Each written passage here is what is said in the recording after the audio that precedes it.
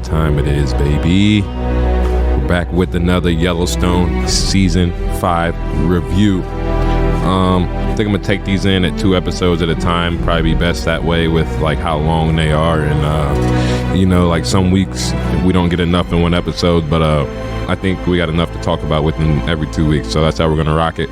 Today we'll be talking about episodes 3 and 4. A lot's going on with Beth, with John, like I said, with the wolves and stuff. So we're going to crack into that right now with the Yellowstone Season 5 review. Yeah, man. Yeah. We tuned back in. Great episode last night. It was episode 4. We'll talk about that in a little bit. Let's tap on a little bit of episode 3. They were kind of wrapping things up with the New Yorkers and canceling the plan. I think that John and Beth Beth did. She set it up somehow to where the New Yorkers were, they got taxed or claimed whatever with building on land that I think was natural land from like parks or whatever. So the New Yorkers can't build there. They got sent back to New York. Beth, you know how she is when she just fucks over somebody or anything. So she just wanted to go out and drink, and it was Lloyd's birthday.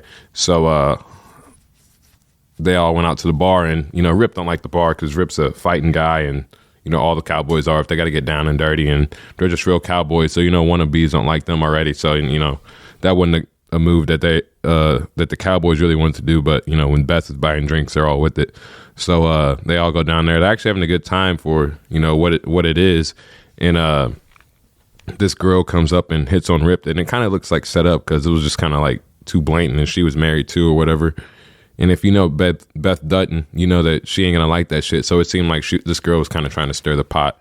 So seeing how that girl came up on Rip, and Rip wanted her and all that, and then going up to Beth that easy, I think it was all kind of a setup to get Beth to some shit because I don't know if the New Yorkers hired her. She's doing some shit low key. We really haven't gotten to that yet, but we're about to.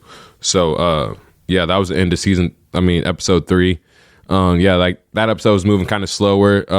The park, the National Reserve or the National Wildlife, the officers came to the ranch and questioned Rip about the trackers and stuff. So they were tracking the route that the wolves took and all that. And so Rip actually led them to where they would have to cross on some water or at the back of the ranch where they did dump the collars. So but they can't get back there, not knowing the land and all that. So Rip offered them to take a chopper or whatever, and they agreed to that. So it bought them a little more time and stuff.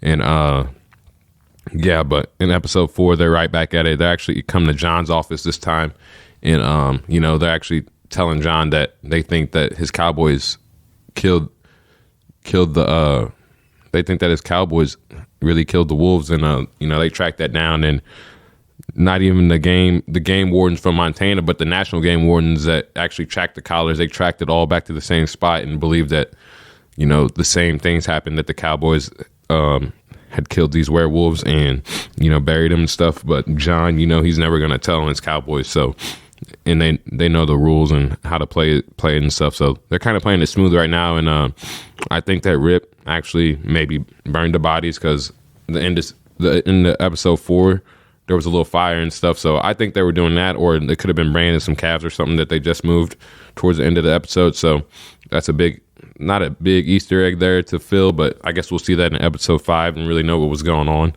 But that wolf situation is going to be a big thing to play out with because someone could get jail time. We kind of got to see who they bail, if there's no way around it, who they put the blame on. And with John being governor, that might screw him too in a lot of things. So I think that's be a big tail end of how this season plays out with a lot of political things. And I don't think they will get away with that personally because a lot of people want John's spot and want John out of the office so they can get more things going within Montana. And John owns most of Montana. So with him in office, that shit's not going right now. So that's taken off pretty well. The New Yorker girl that stayed behind from all the other New Yorkers that left, she's actually in ties with Jamie, and I kind of saw that coming too. But slick people never watch their backs, and especially with Beth Dutton around, she moves like a snake. So she's catching up on them. She's already got her upper hand, and seeing who Jamie's messing with. I don't think that's Jamie. That might be. I don't know. Jamie acts like he don't know her, but Beth came across the site that Jamie's actually a father, and that hurt Beth a lot because she hasn't been able to have a baby in the past seasons with Rip and stuff. And I really don't know what the situation is there, but that killed her that God gave him a baby and made him a father because Beth just thinks he's a shit person. And Jamie's done some wrong things, and so has Beth. But she's not rocking with that, and actually threatened to take Jamie's baby because she feels like Jamie's such in debt to her over whatever, really. And you got to go back and catch up on the later seasons to know what they really beef about. Like, they do not like each other. And I thought Jamie was actually going to clip her with the car, and that would have been crazy if that had happened. And how John played out on that, he probably would have just off with Jamie's head. But I think that'll be something that plays out later in the season too. We kind of see that coming to a big boiling point, and we've seen how Jamie reacted before when he gets pissed off. So imagine like what he can do to Beth that really sends him to that urge of just testing him. I feel like Beth be testing Jamie, and I feel like he's really gonna snap. So she just better walk the line smooth, and because she gets herself in a lot of shit too, and she needs Jamie to get out of it. So they got to find the happy middle. I don't know what it is. They got to find the happy middle because John's their dad, and that comes back on him too. So that shit just sucks that he's in the middle of all that, and he's trying to get them to get along more and stuff. So yeah, I think that's a big part within the season. Like, once they get stronger, like, there's no stopping the Duttons because Jamie's great with them politics and all that. And, Beth knows how to work people up, talk them up good. And John just has like the good name card, like, people know John, and he's going to get what he wants, and he's going to set the bar. Especially you see how he's setting the bar with them being in office right now. He don't want all this bullshit going on. Anything that's going to hurt natural land, the Montana or the farmers and stuff, he's getting them the hell out of office. So he's cleaning a lot of stuff up. And if Jamie and Beth were balanced, I feel like they could have a lot more than what they have right now and just be smooth rather than stressing.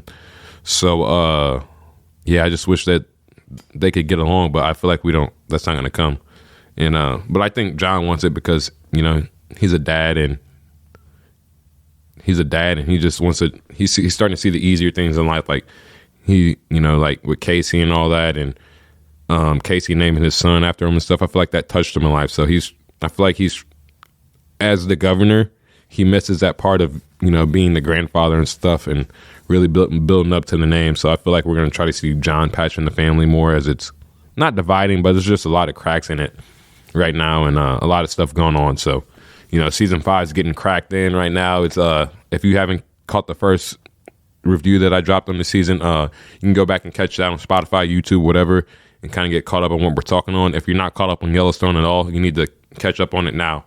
I don't know what you can really stream it on. I watch it on my Xbox and just buy it season by season for $20 because you can't get it on Paramount Plus. But if you get it on Paramount Network, I'm not sure how different it is.